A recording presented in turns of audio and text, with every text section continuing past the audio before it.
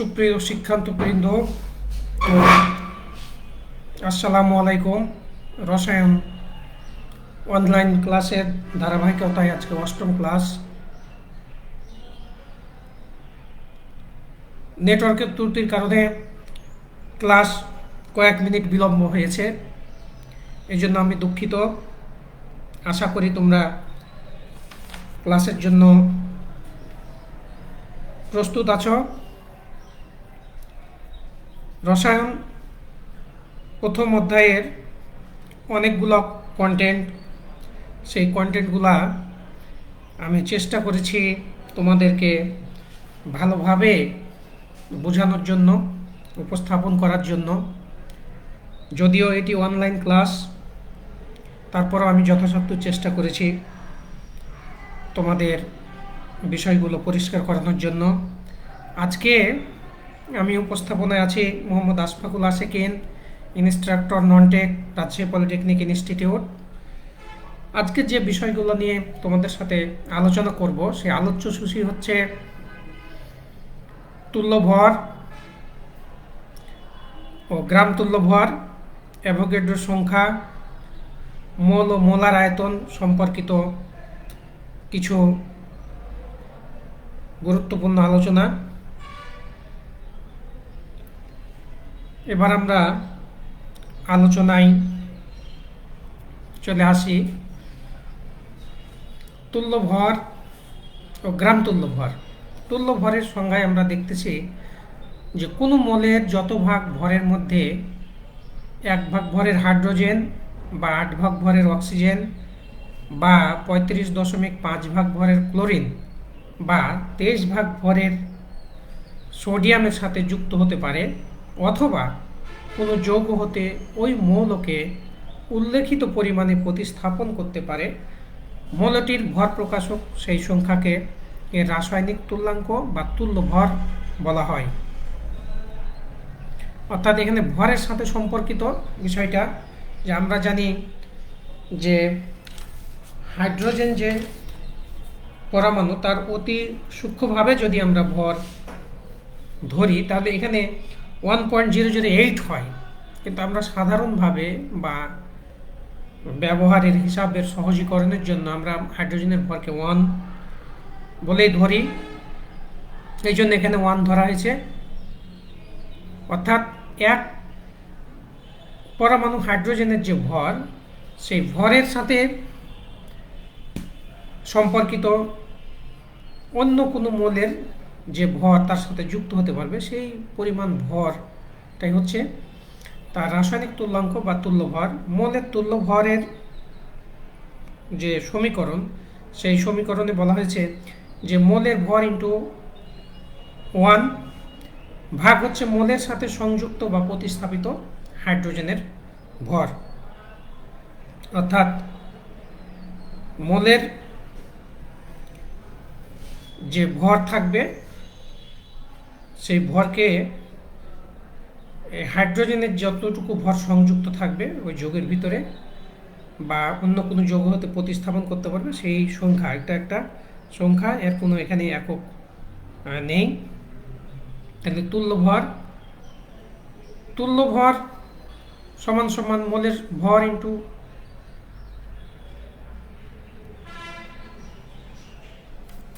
আট, এখানে মিস্টেক হয়েছে একটু, 8 ভাগ হচ্ছে মৌলের সাথে সংযুক্ত বা প্রতিস্থাপিত অক্সিজেনের ভর। ওখানে সংজ্ঞায় 8ই দেওয়া আছে, কিন্তু এখানে আসলে হবে এটা 8।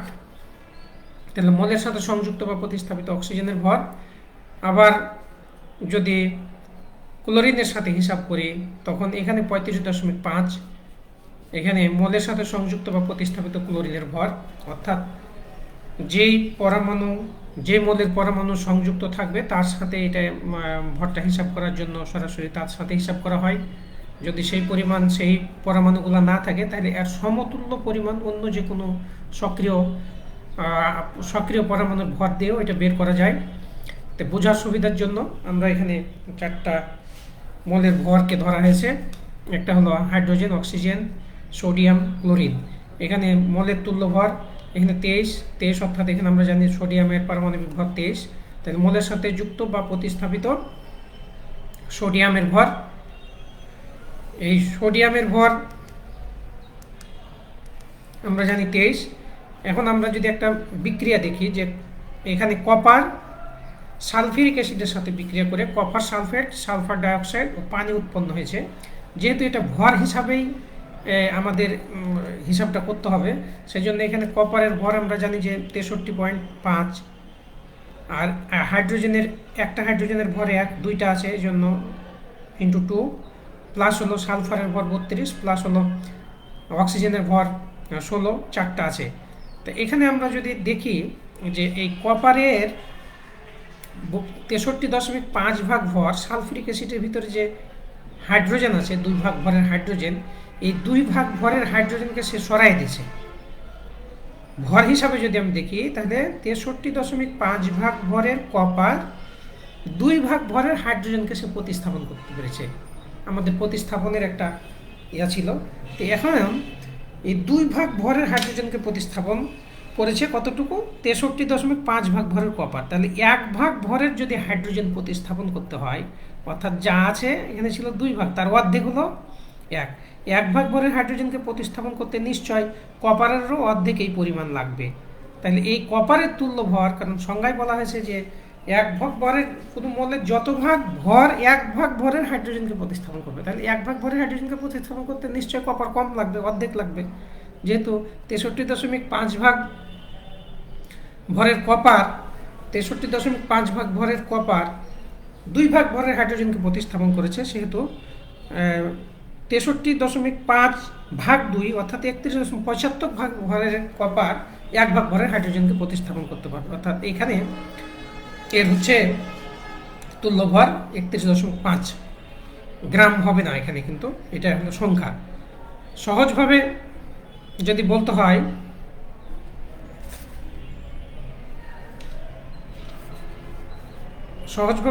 হয়, তাহলে কোনো মৌলের পারমাণবিক ওজন ও যোজ্যতার বা পারমাণবিক ভর ও যোজ্যতার অনুপাতই হচ্ছে মৌলের রাসায়নিক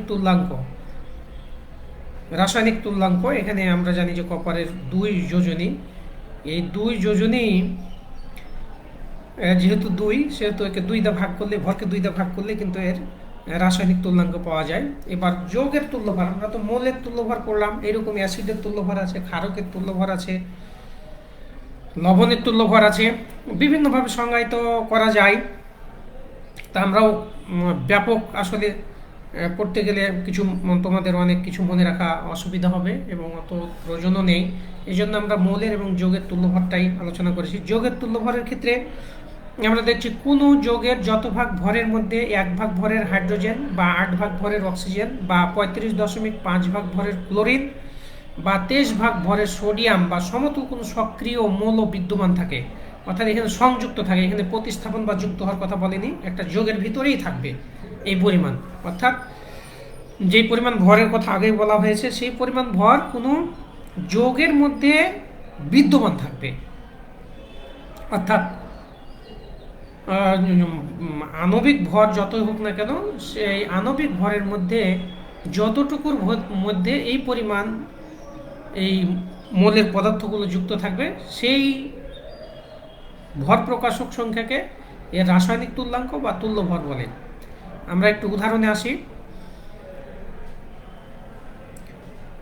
এখানে আমরা জানি হাইড্রোক্লোরিক অ্যাসিড HCl, এটা একটা যৌগ, এটা হলো যৌগিক পদার্থ, এটা একটা। এখানে হাইড্রোজেন 1 ভাগ ভরের হাইড্রোজেন এবং 35.5 ভাগ ভরের ক্লোরিন যুক্ত হয়ে 36.5 ভাগ ভরে ভর, 36.5 ভাগ হলো হাইড্রোক্লোরিক অ্যাসিডের ভর। এই যে 36.5 ভাগ হাইড্রোক্লোরিক অ্যাসিডের ভর পেলাম, এর ভিতরে হাইড্রোজেন যে অবদান তার হলো 1। যে হাইড্রোজেনের যে ভর, এই 36.5 ভাগ ভরের মধ্যে হাইড্রোজেনের ভর হচ্ছে 1, আর বাকি 35.5 ভাগ ভর হচ্ছে ক্লোরিনের। কিন্তু এই 36.5 ভাগ ভরের মধ্যে আমরা দেখতে পাচ্ছি হাইড্রোজেনের যে অংশগ্রহণ বা যে অবদান সেখানে হচ্ছে 1 ভাগ। তাহলে এই 36.5 ভাগ এই যৌগটার ভরের মধ্যে হাইড্রোজেনের যে ভর সে হচ্ছে 1। অর্থাৎ সংজ্ঞা অনুসারে এর তুল্য ভর হচ্ছে 36.5, অর্থাৎ যে ভরের মধ্যে যতটুকু ভরের মধ্যে 1 ভাগ ভরের হাইড্রোজেন থাকবে সেইটাই হচ্ছে তার তুল্য ভর। আবার সোডিয়াম কার্বনেট এর যদি আণবিক ভর আমরা দেখি, তাহলে সোডিয়ামের 23 × 2 পরমাণু আছে, 23 × 2 যোগ হলো 12 কার্বনের ভর, যোগ হচ্ছে অক্সিজেনের প্রত্যেকটার ভর হলো 16, গুণ হলো 3টা অক্সিজেন আছে, এই হিসাব করলে পাওয়া যায় 106। এই 106 ভাগ যে ভর হলো সোডিয়াম কার্বনেটের, এর ভিতরে সোডিয়াম আছে 23 × 2, অর্থাৎ 46 ভাগ ভরের সোডিয়াম আছে এই 106 ভাগ ভরের ভিতরে। তো 106 ভাগ ভরের ভিতরে আছে আমার 46 ভাগ, কিন্তু সংজ্ঞাতে বলা আছে যে যতটুকুর মধ্যে 23 ভাগ ভরের সোডিয়াম আছে, তাহলে নিশ্চয় এখানে 2 ভাগ 23 × 46, 23 × 2 আছে, কিন্তু আমার যদি 23 ভাগ ধরি তাহলে নিশ্চয় আর অর্ধেক ভরের মধ্যেই 23 ভাগ ভরের সোডিয়াম আছে, অর্থাৎ 106/2 এই ভাগ ভরের মধ্যেই 23 ভাগ ভরের সোডিয়াম আছে। অতএব সোডিয়ামের তুল্য ভর 106/2 = 53। আবার যদি একইভাবে সালফিউরিক অ্যাসিডের ক্ষেত্রে দেখি, H2SO4 এর আণবিক ভর হলো 1 × 2 32, 16 × 4 মোট যোগ করলে হয় 98। এই 98 ভাগ ভরের ভিতরে হাইড্রোজেনের অবদান হচ্ছে 2, তাহলে যেটুকুর মধ্যে 1 থাকবে সেটাই হচ্ছে ওই যৌগটির তুল্য ভর। তাহলে 98/2 ভাগ ভরের মধ্যে 1 ভাগ ভরের হাইড্রোজেন আছে।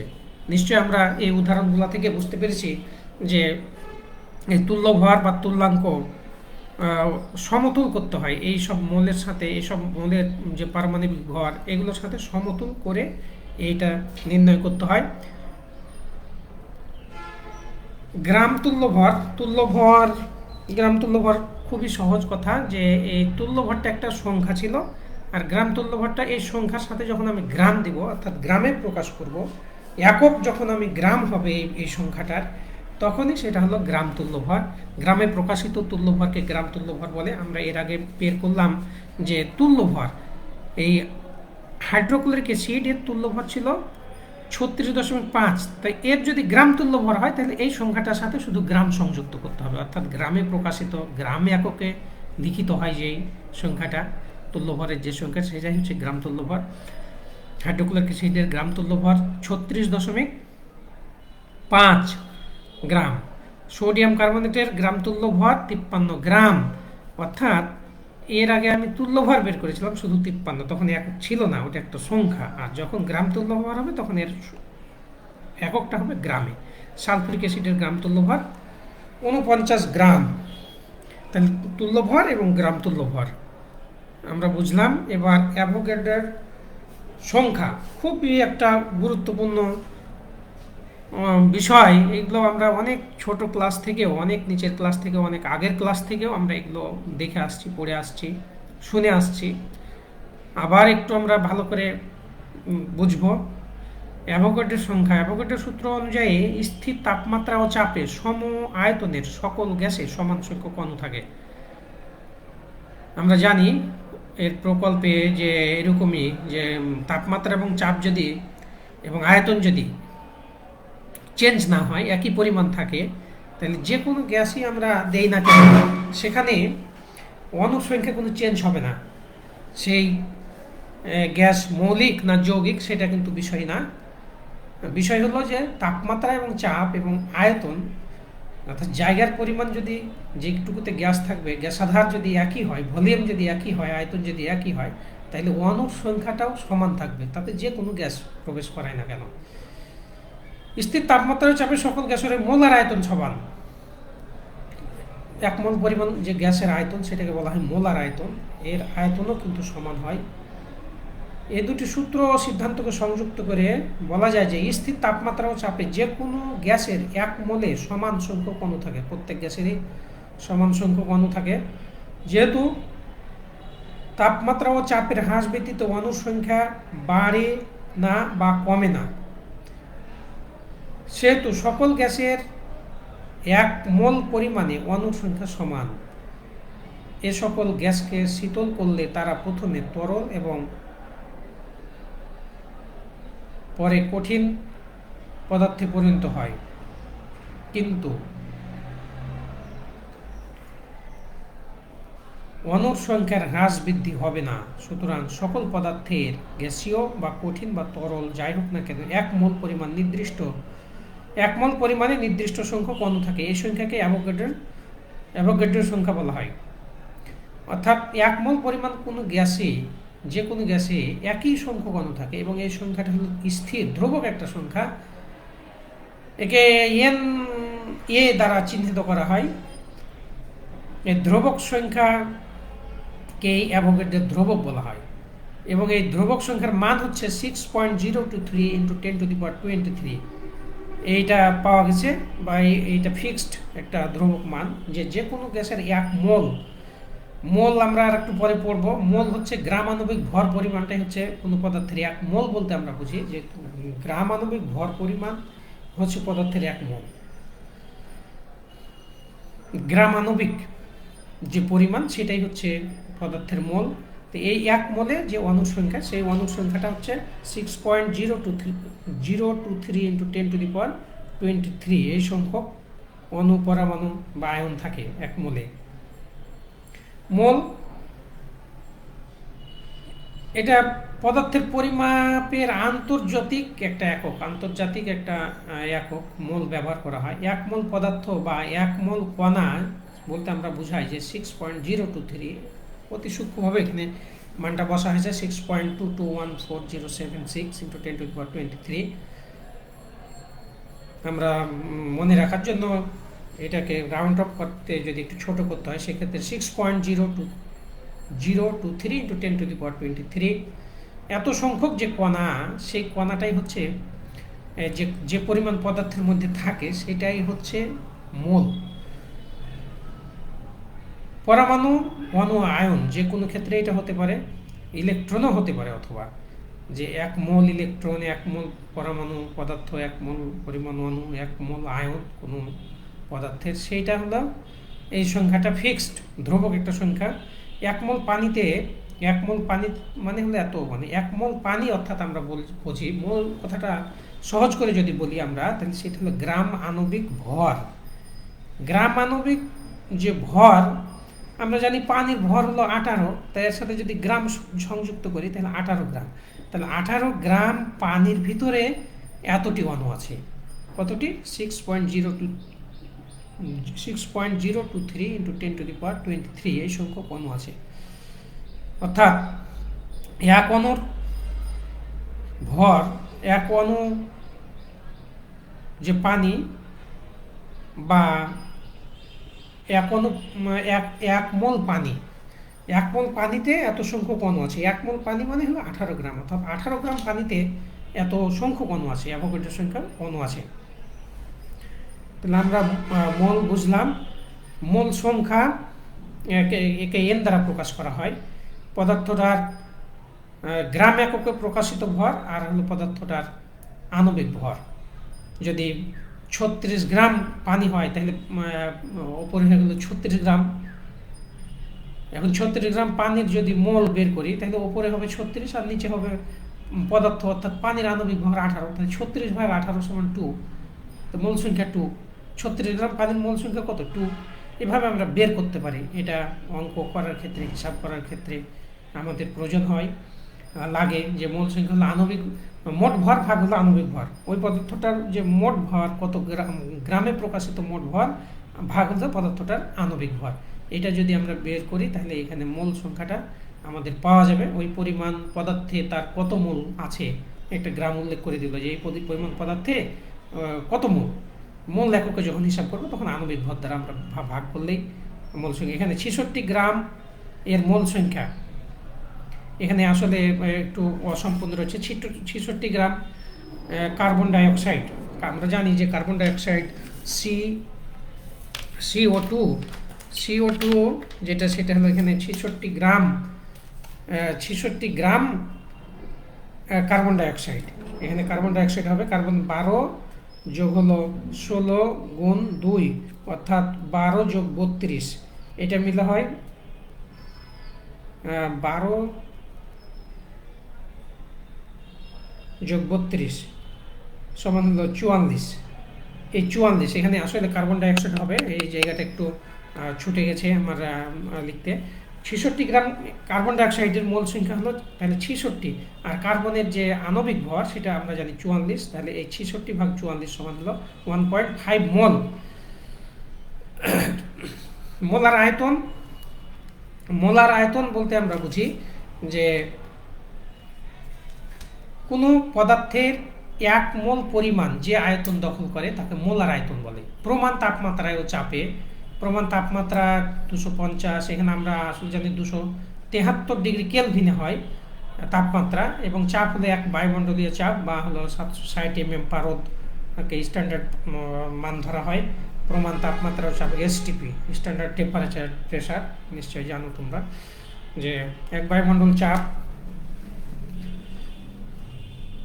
বা 760 mm মার্কারি, আর তাপমাত্রা হলো 273 কেলভিন।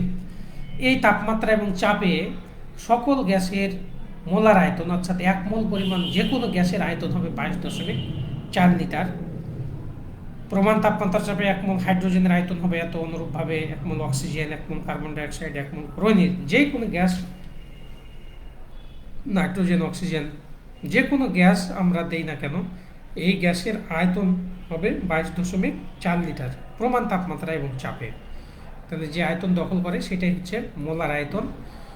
এইখানে একটা বিষয় আছে যে সকল গ্যাসের মোলার আয়তন এটা সমান, সকল গ্যাসের ক্ষেত্রে এটা সমান, এটা একটা প্রমাণ, এটা আমাদের একটু জানতে হবে।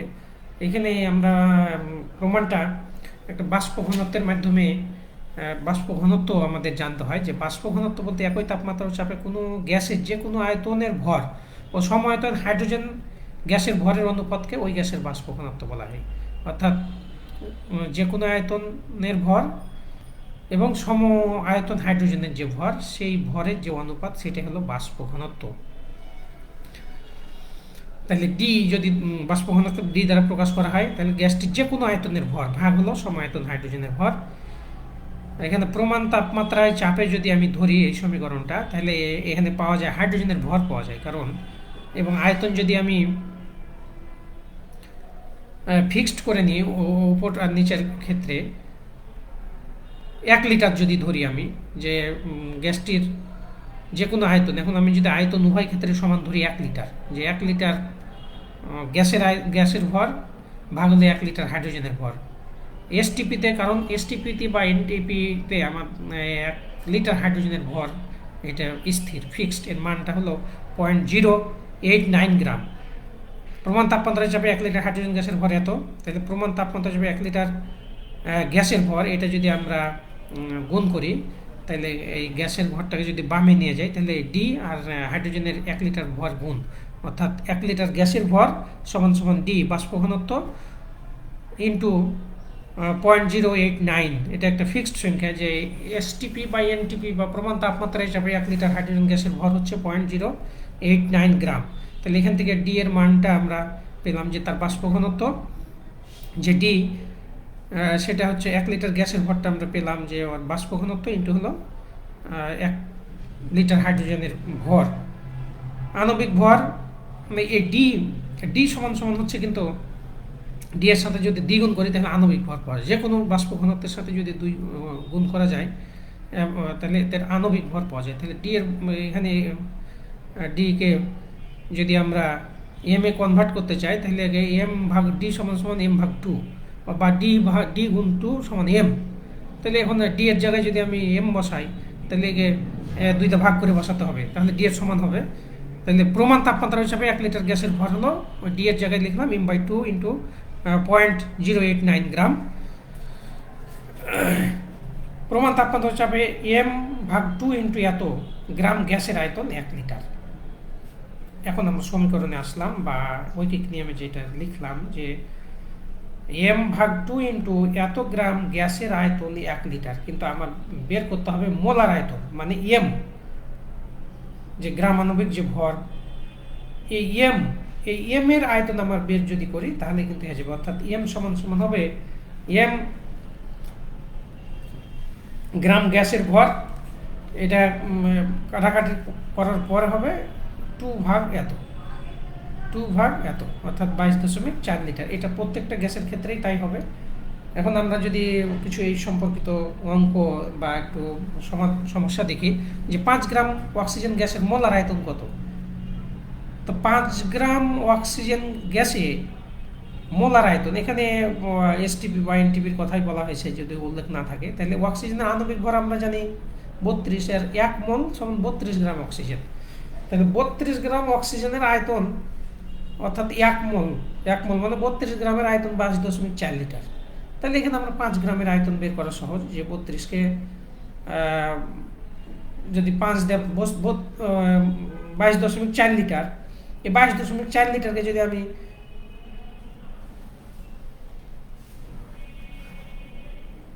তাহলে 1 গ্রামের আয়তন আমরা 22.4 ভাগ হলো 32কে 4 দিয়ে ভাগ করলে 5 দিয়ে ভাগ করলে কিন্তু এই মানটা সরাসরি বের হয়ে যায়। তাহলে 5 গ্রাম মোলার আয়তন হলো 22.4 ইন্টু 5 ভাগ হলো 32 অর্থাৎ 3.5 লিটার।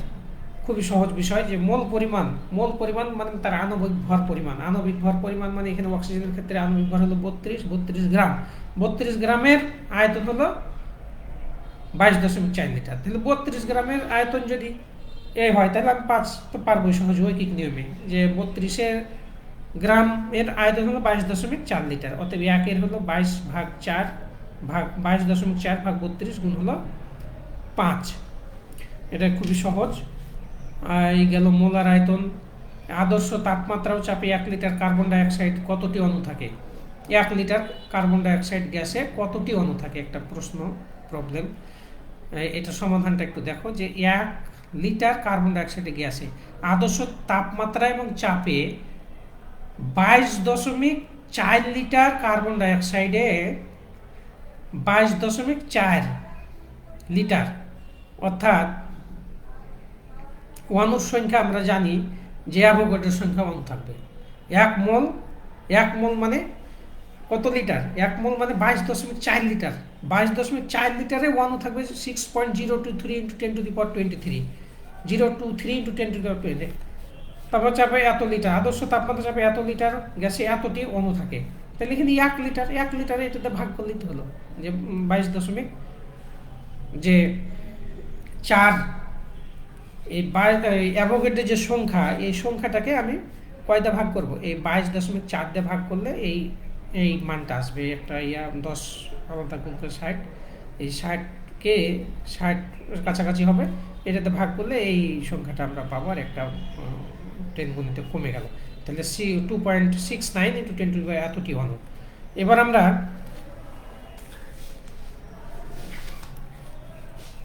আর একটাই এই সম্পর্কটা দিয়ে আমরা শেষ করব, তুল্য ভর, যোজনী ও পারমাণবিক ভরের মধ্যে সম্পর্ক। খুবই ইম্পর্টেন্ট একটা টপিক, এটা অনেক সময় পরীক্ষায় আসে এবং এটা অনেকেই জটিলতা অনুভব করে। এখানে তুল্য ভর, যোজনী ও পারমাণবিক ভরের মধ্যে সম্পর্ক।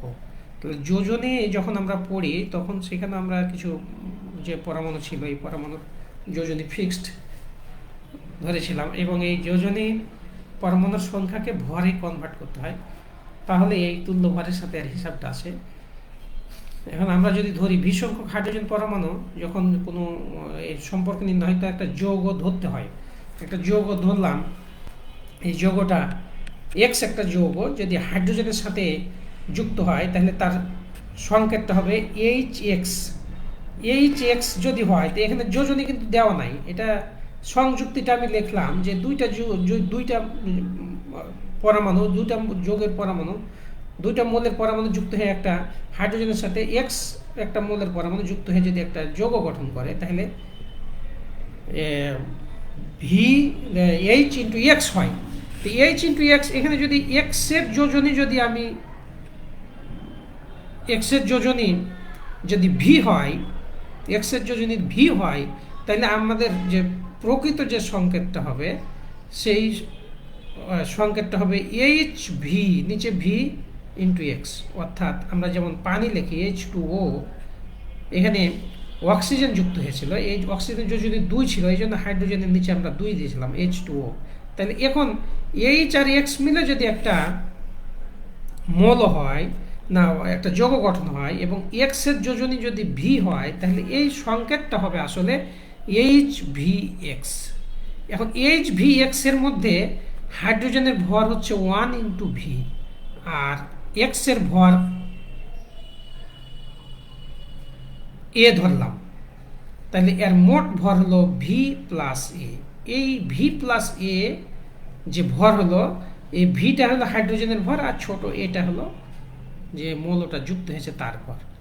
তাহলে আমাদের যে তুল্য ভর বের করেছিলাম, সংজ্ঞায় পড়লাম যে কোনো মৌলের যত ভাগ ভরের মধ্যে 1 ভাগ ভরের হাইড্রোজেন যুক্ত থাকে। তাহলে এখানে ভি ভাগ ভরের হাইড্রোজেন মৌলটির এ ভাগ ভরের সাথে যুক্ত হয়েছে, যেহেতু আমরা যোগ করে পেলাম ভি প্লাস এ, মোট আণবিক ভর পেলাম ভি প্লাস এ। এই ভি প্লাস এ আণবিক ভরের ভিতরে এই ভি ভাগ ভর হচ্ছে হাইড্রোজেনের ভর, আর এ ভাগ ভর হচ্ছে মৌলটির ভর। তাহলে সংযুক্তিতে আছে কি, যে ভি ভাগ ভরের হাইড্রোজেন এ ভাগ ভরের মৌলের সাথে যুক্ত হচ্ছে বা যুক্ত হয়। তাহলে আমার তুল্য ভরের সংজ্ঞায় হাইড্রোজেনের 1 ভাগ ভরের সাথে মৌলটির কত ভাগ ভর যুক্ত আছে সেটাই বের করতে হবে। তাহলে 1 ভাগ ভরের হাইড্রোজেনের সাথে এ বাই বি ভাগ ভরের ভরের মৌলটির সাথে যুক্ত আছে। তাই এটাই যে 1 ভাগ ভরের হাইড্রোজেন কতটুকুর মধ্যে যুক্ত আছে সেটাই কিন্তু তুল্য ভর। তাহলে সহজে এটা বের হয়ে যাবে আমাদের, যে 1 ভাগ ভরের মধ্যে মৌলটা এ বাই বি ভাগ।